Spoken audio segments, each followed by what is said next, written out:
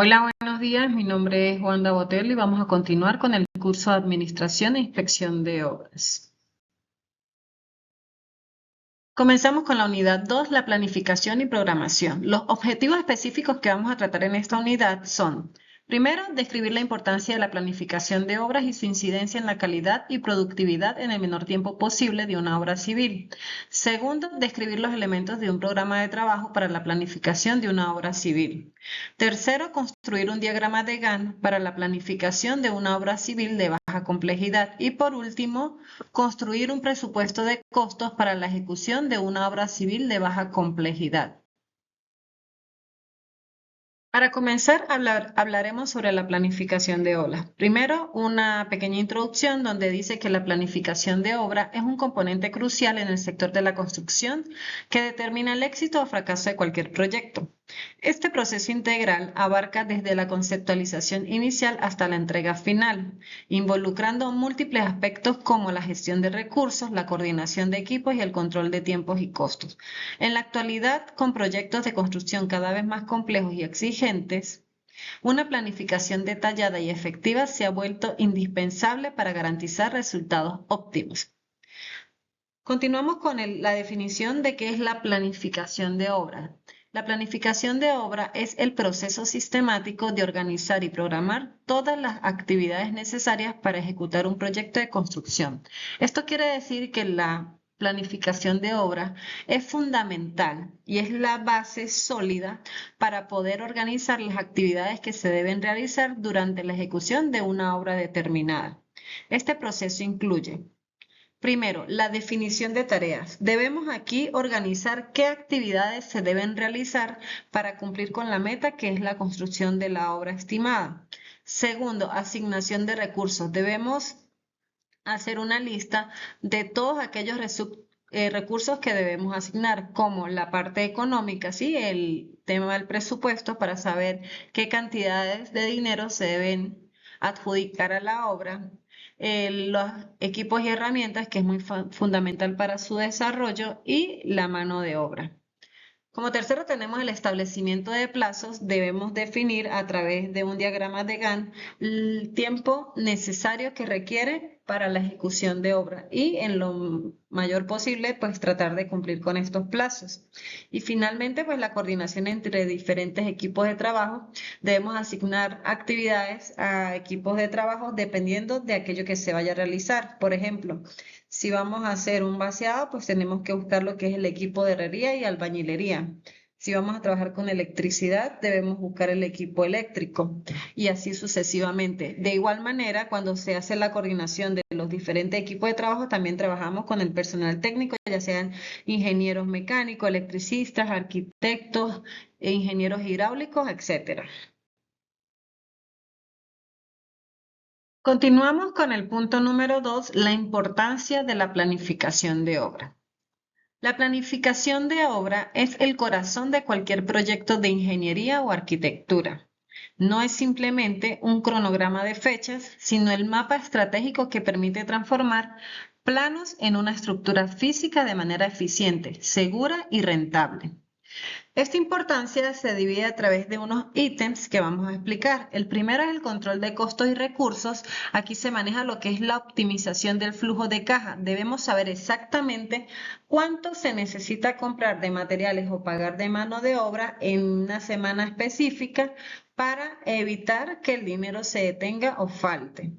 Y segundo, pues tener lo que es la gestión de inventarios, aquí pues para evitar lo que es el desperdicio de materiales y garantizar que las herramientas estén en el sitio justo cuando se necesitan. Esto nos permite también controlar lo que es el inventario de materiales y herramientas para evitar pérdidas en cualquier momento. El segundo ítem es el cumplimiento de plazos.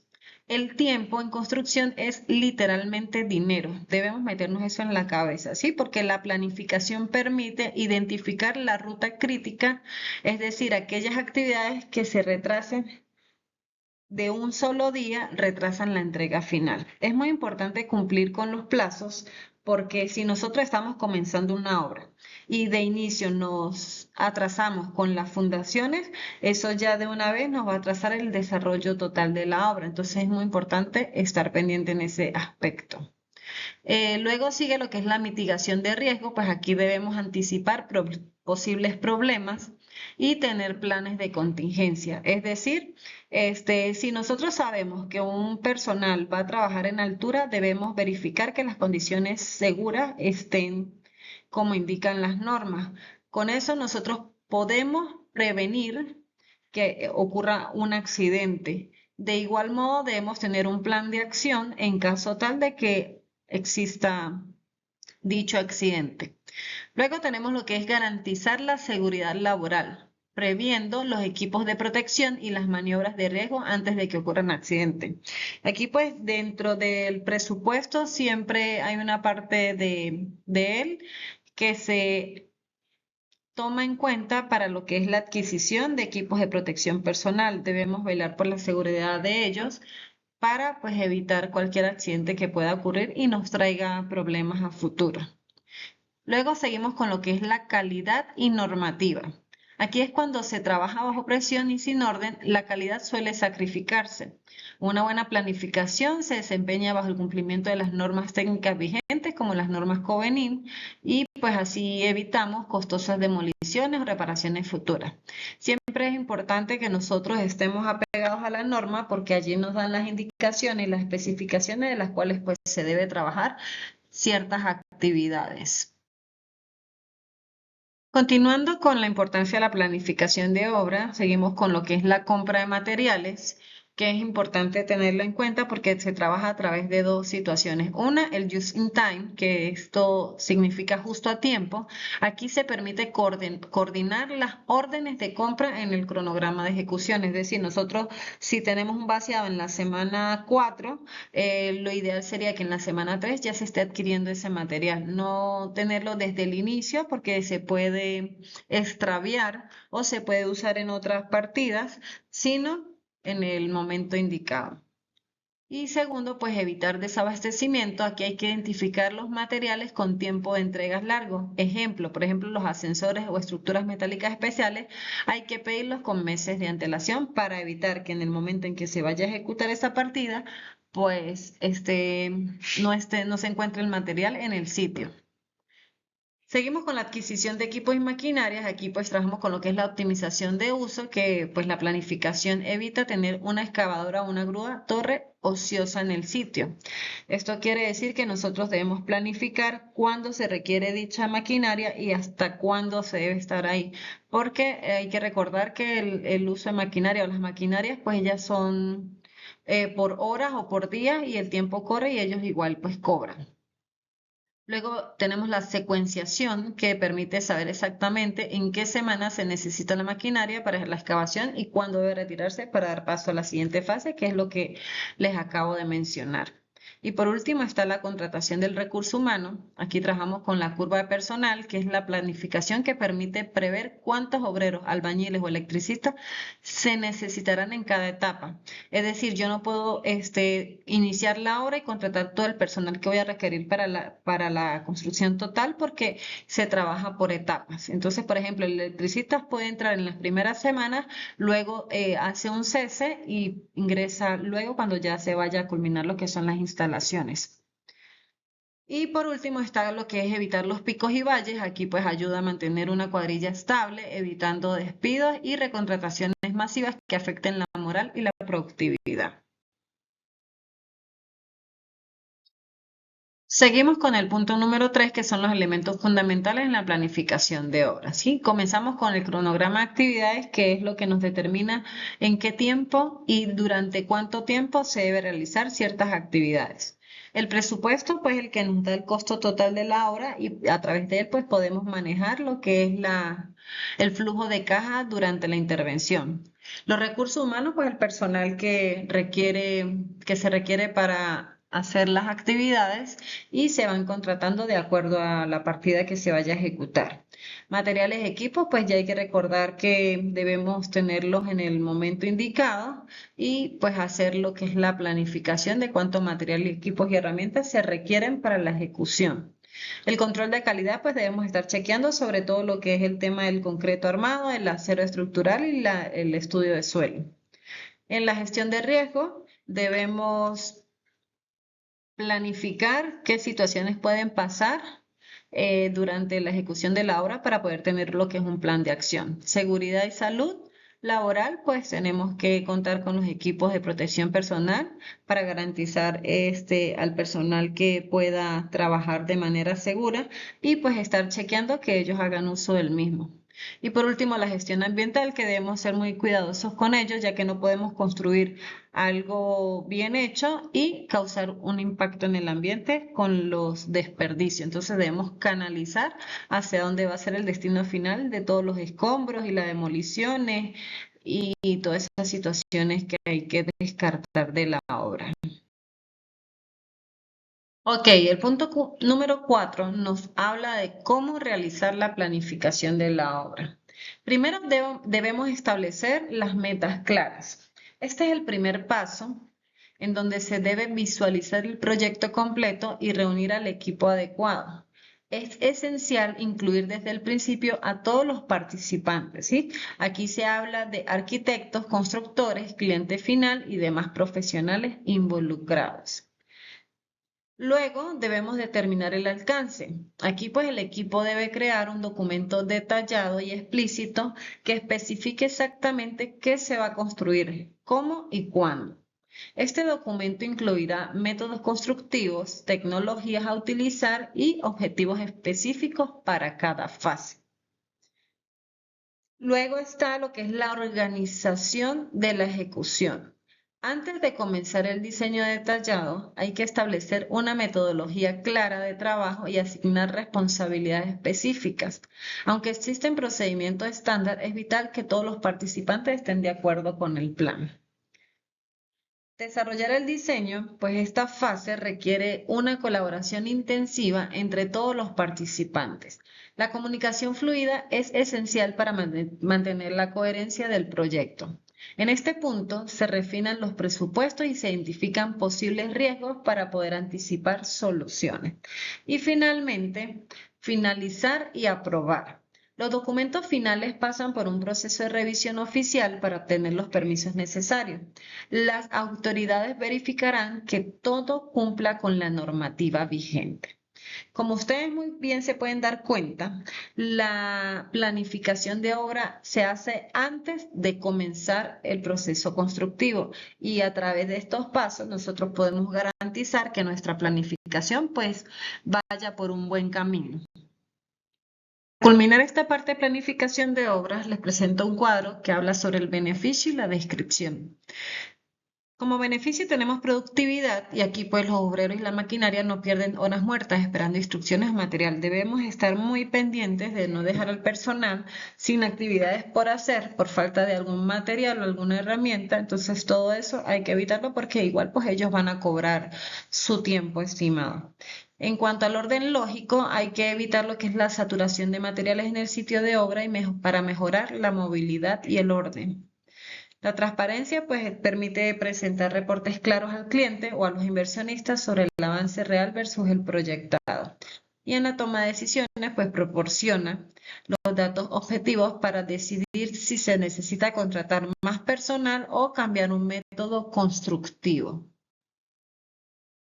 Continuando con la unidad 2, ahora vamos a hablar sobre la programación de obras. ¿Qué es la programación de obras? Hay que tener en cuenta algo muy cierto, que si la planificación es el qué y el cómo, la programación de obra es el cuándo. Es el proceso técnico de asignar fechas de inicio y fin a cada actividad del proyecto, estableciendo un calendario lógico que optimice el uso de los recursos como mano de obra, maquinaria y dinero a lo largo del tiempo. Mientras que la planificación define la estrategia, la programación aterriza esa estrategia a un cronograma ejecutable. Esto quiere decir que la programación simplemente nos va a indicar el tiempo exacto en que se debe iniciar y finalizar una actividad para concluir una obra exitosa. Como segundo, tenemos la importancia en la gestión de proyectos. ¿Sí? Una buena programación actúa como un sistema de alerta temprana.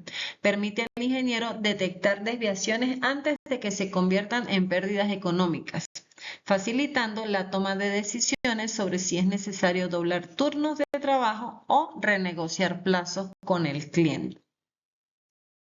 Aquí te presento lo que son los pilares de la programación. Primero, la secuenciación lógica. Cada actividad debe ir cronológicamente una después de otra, es decir, y en orden lógico. Yo no puedo comenzar construyendo el techo sin haber primero fundado y levantado por lo menos lo que son los elementos estructurales. Entonces, el orden cronológico de una obra comienza por infraestructura y luego superestructura, dejando por último lo que son los acabados finales. La estimación de duraciones. Es importante determinar cuánto va a durar cada actividad. Para ello, pues tenemos que trabajar entre la cantidad y el rendimiento, ¿sí? Las actividades deben ser claras, precisas y con un tiempo lógico. Yo no puedo decir que voy a hacer una pared de 2 metros cuadrados y voy a demorar 2 semanas, cuando se sabe que una pared de 2 metros cuadrados en 1 o 2 días ya está lista.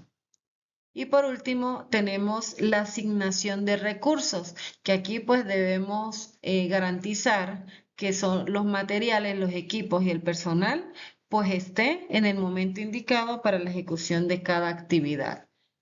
Luego tenemos lo que son los elementos de la programación. Comenzamos con el diagrama de recursos, o sea, el histograma, que esta pues es una representación gráfica de la cantidad de recursos necesarios en cada unidad de tiempo del proyecto. Aquí pues se trabaja lo que es la nivelación de recursos porque permite identificar los picos de demanda que podrían ser imposibles de cubrir o muy costosos, permitiendo redistribuir actividades que tienen holgura. Por ejemplo, si yo sé que en la semana siguiente voy a introducir la evaluación, pero me queda un flujo de caja de $2,000 y si yo hago un vaciado esta semana, yo sé que voy a disponer de esos 2,000, pero mi flujo de caja va a quedar en cero. Entonces ya para la siguiente semana no voy a tener cómo respaldar los gastos de dicha semana. Entonces yo puedo realizar otro tipo de actividades que también me sumen en la evaluación, pero me permite no quedarme en cero con mi flujo de caja y poder así alargar lo que o garantizar las semanas siguientes en cuanto al pago de nómina y adquisición de materiales. El siguiente elemento de la programación es la curva S. Esto pues es un gráfico de avance acumulado en costo o porcentaje de tiempo frente al tiempo real. ¿Cuál es su importancia? Bueno, ella se llama S porque desde el inicio el avance es lento, o sea, la movilización. En el medio es acelerado, ya la obra está en su auge máximo y al final pues vuelve a ser lento porque ya aquí se está trabajando con los acabados. ¿Cuál es su uso? Fácil. Él sirve para comparar el avance previsto versus el avance real. Si la curva real está por debajo de la prevista, esto quiere decir que la obra está retrasada. Ok, continuamos con el punto número 5, el programa de trabajo. Sí, este es un documento técnico administrativo donde se establece el orden, la duración y el costo de las actividades de obra, sirviendo como guía maestra para el director de proyecto. Esta se divide en dos elementos fundamentales. Primero, la programación per CPM, o sea, la ruta crítica. Este se enfoca en determinar la duración mínima del proyecto, identificando la ruta crítica, o sea, la secuencia de actividades cuya suma de duraciones es más larga. Si una de estas se retrasa, pues se retrasa toda la obra. Y el PER pues introduce lo que es la estadística para manejar las incertidumbres en los tiempos, o sea, determinar los tiempos optimistas, los más probables y los pesimistas. Luego tenemos el diagrama de Gantt, que pues esta es la herramienta más utilizada por su facilidad de lectura y ella se compone de lo siguiente. En el eje Y se encuentra lo que son las listas de actividades y recursos. En el eje X, la escala de tiempo, o sea, días, semanas, meses. Y tenemos las barras pues, que representan lo que es la duración. Aquí se permite ver qué se está haciendo en una fecha determinada. Punto número 6, línea de base de costos y curva de inversión. Aquí pues se trabaja lo que es la línea de base de costos que viene siendo el presupuesto aprobado, o sea, el que inicialmente se ejecutó y distribuido en el tiempo. Aquí se representa lo que es el plan oficial contra el cual se medirá el desempeño financiero. Este no incluye reservas de gestión, pero sí las previsiones de gastos por actividad. Luego tenemos la curva de inversión, que es la curva S de costo, que es básicamente similar a la anterior y habla de que es la representación gráfica de los costos acumulados a lo largo del tiempo. Ella comienza con una fase inicial, que es la inversión baja, o sea, donde los gastos administrativos e instalaciones de faena. Esto quiere decir que en este inicio de la curva, pues los gastos son muy mínimos, ¿sí? Porque apenas se está implementando lo que es la ejecución de la obra. Luego tenemos la fase intermedia, que aquí pues ya tiene la pendiente pronunciada porque es donde se genera el mayor consumo de recursos, materiales y mano de obra. Porque recuerden que en esta parte de la S es donde la obra pues está en su mayor auge. Y la fase final pues ya es la estabilización, que ya estamos con los acabados y los cierres y ya los gastos pues son muchísimo menores. El punto número 7 habla sobre el cuadro de avance. Esto pues son herramientas de control, generalmente tablas, que comparan el progreso físico y financiero en fechas de corte específicas, o sea, semanales o mensuales. Dentro del cuadro de avance tenemos lo que es el avance físico, que es el porcentaje de obra ejecutada, como por ejemplo, si esta semana ejecutamos 50 metros cúbicos de 100 metros cúbicos previstos. Y el avance financiero, pues el monto facturado por facturar según las valuaciones de obra. Y esto pues se da de acuerdo al avance físico. Su importancia pues permiten detectar desviaciones tempranas. Si el avance financiero es mayor al físico, podríamos estar ante un sobrecosto o pagos anticipados no justificados. Entonces es muy importante manejar este cuadro porque este nos permite determinar en qué parte vamos avanzando en la obra financieramente. Y aquí pues le tenemos un ejemplo de lo que es un cuadro de avance donde tenemos las columnas identificadas con la actividad, unidad, cantidad total, el porcentaje, lo ejecutado hoy, perdón, el porcentaje de avance físico, el costo unitario, el costo ejecutado. Les presento dos partidas, una excavación y otra cero de refuerzo. La excavación, pues unidades metros cúbicos, la cantidad total presupuestada son 100, pero el día de hoy ejecutamos 80. Esto quiere decir que el avance físico es el 80% de la partida. Si su costo unitario presupuestado es de $15, se multiplica los $15 por los 80 metros cúbicos ejecutados hoy y eso nos da un total de 1.200. Esta partida pues nos indica que pues estamos bien dentro de lo que cabe, ¿sí? Ahora vamos a ver la de acero de refuerzo. Estas unidades se expresan en kilogramos fuerza.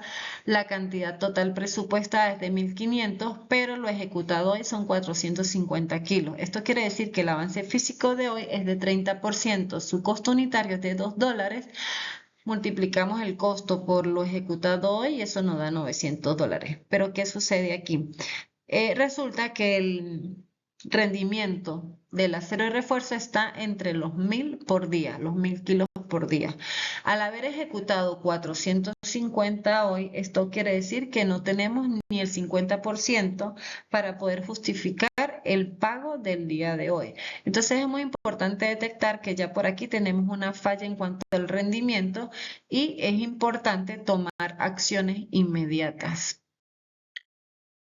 Ok, hablemos ahora de las cosas que no deberíamos hacer durante el proceso de una obra, y esto es la reprogramación. La reprogramación ocurre cuando el plan original, o sea, la línea base, el cronograma inicial, ya no es alcanzable debido a retrasos climáticos, falta de suministros o cambios en el diseño. ¿Cuándo debemos reprogramar? Pues cuando la desviación entre el avance real y el programado es crítica, generalmente más del 10 o el 15%. Si ustedes se fijan de un 100%, el 10 o el 15 no representa nada, pero para una ejecución de obra y detectar una reprogramación, esto es bastante alto. En cuanto al impacto, pues una reprogramación casi siempre implica un aumento en los costos indirectos, o sea, más tiempo de alquiler de equipos, sueldo del personal administrativo y servicio. Por eso es importante trabajar en base al cronograma inicial, pues para evitar este tipo de reprogramaciones, porque siempre va a generar un gasto indirecto. Otra de las situaciones que a mí no me gusta que se ejecuten, o sea, que se generen en una obra es el punto de no retorno. ¿Qué significa esto? Que si una obra se retrasa mucho al inicio, que es extremadamente costoso y a veces imposible recuperar ese tiempo al final, ya que los recursos, maquinaria y espacio pues son limitados, ¿sí? En cuanto a la línea base que es sagrada, sí, es muy importante respetar las condiciones iniciales del proyecto. ¿Por qué? Porque la línea de base no se cambia a menos de que haya un evento extraordinario.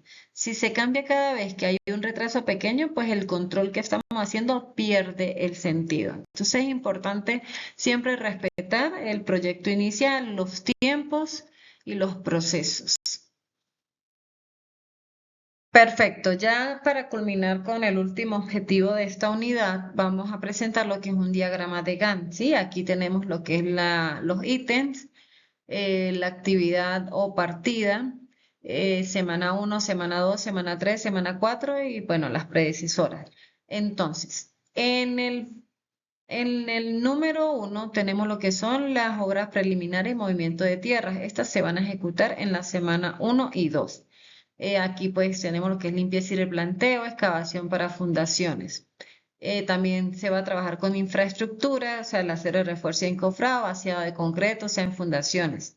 En la superestructura y albañilería ya se va a trabajar entre la semana 2 y 3. Aquí ya se hace lo que es levantada de pared de bloque, viga de coronas y amarre.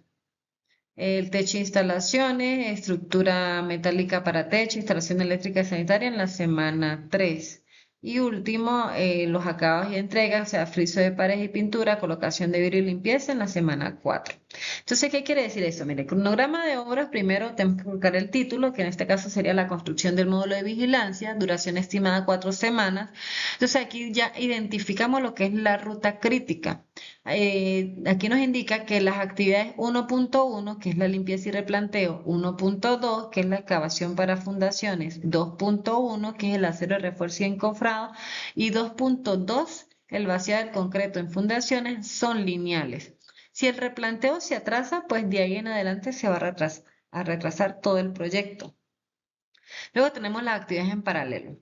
Noten que mientras se terminan las paredes, o sea, en el 3.1, que es levantado de pared de bloque, se puede ir adelantando las tuberías de las instalaciones, ¿sí? Que ese es el punto número 4.2. 4.2, que son instalaciones eléctricas y sanitarias. Lo que esto pues nos optimiza lo que es el tiempo, ¿sí? De ejecución. También debemos verificar lo que son los hitos. En el vaciado de concreto, que es el 2.2, y el techado 4.1 son hitos importantes porque marcan el fin de una etapa crítica y el inicio de los acabados protegidos por el clima. Y en base a esto, pues presentamos lo que es el presupuesto de obra, que tenemos el ítem, la descripción de la partida, la unidad, la cantidad, el costo unitario y el total, ¿sí? Entonces, el presupuesto ahora, pues la construcción del módulo de vigilancia. Aquí pues se trabajan lo que son los costos directos versus indirectos, que pues en este cuadro representa el costo directo, que son materiales, equipo y mano de obra. Y pues a esto se le debe sumar el porcentaje de impuesto sobre el impuesto del valor agregado para obtener el presupuesto final. En cuanto a las unidades de medida, es importante usar las unidades correctas, es decir, metros cuadrados para áreas, metros cúbicos para volúmenes, kilogramos para acero, etc. Y en cuanto a la relación con la programación, se puede determinar que el ítem 2.0 de este presupuesto coincide con la semana 1 de la programación que se hizo antes. Entonces, ¿qué nos quiere decir esto? Que el presupuesto y el cronograma de actividades deben ir de la mano. No pueden ir uno por un lado y el otro por el otro. Todo debe tener un orden cronológico y una secuencia de tiempo en las actividades. Y para culminar, como ustedes ya lo saben, me gusta siempre dejar una frase motivadora. En este caso dice, la planificación nos dice dónde queremos ir. La programación nos asegura llegar a tiempo. Sin ambas, la ingeniería es solo improvisación. Gracias.